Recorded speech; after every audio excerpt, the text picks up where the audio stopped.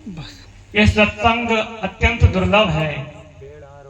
गोस्वामी तुलसीदास जी महाराज रामचरितमानस में लिखते हैं, बिनु सत्संग विवेक न होई, राम कृपा बिनु सुलभ न सोई। बिना सत्संग के, सत्संग अर्थात भगवान के भक्तों का संग, जब तक कि सत्संग प्राप्त नहीं होता है तब तक जीव को विवेक की प्राप्ति नहीं होती। यह विवेक क्या है? तो कहते हैं कि सत और असत, ये संसार जो है द्वंद्व से युक्त है।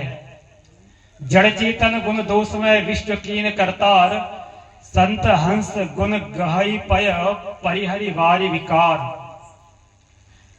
विधाता ने इस संसार को द्वंद्व से युक्त बनाया है। यहाँ पर द्वंद्व है, जड़ और चेतन, ये दो भेद है। और दिन रात, सुख दुख, पाप पुण्य, ये सब द्वंद्वात्मक है संसार।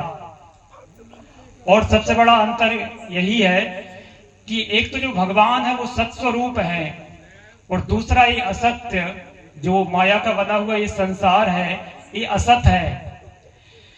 तो हमें इस दुख रूप असत संसार से तथा संसार के विषयों से हमें अपने मन को हटा करके भगवान में लगाना चाहिए। इसको कहते हैं विवेक। अस विवेक जब देई विधाता, तब तज दोष गुण ही मन राता। गोस्वामी तुलसीदास जी महाराज कहते हैं कि ये जो विवेक है भगवान की कृपा से जब वो मिलता है तब हम लोग दोषों को छोड़ करके और गुणों में प्रेम करते हैं। तो यह जो विवेक है कि संसार दुखमय है, असत है, इससे हट करके हमें अपने मन को भगवान में लगाना चाहिए। तो यह जो बुद्धि है, यह जो ज्ञान है, सत्संग के द्वारा प्राप्त होता है। सत्संग अर्थात केवल कथा प्रवचन सुनना ही सत्संग नहीं है।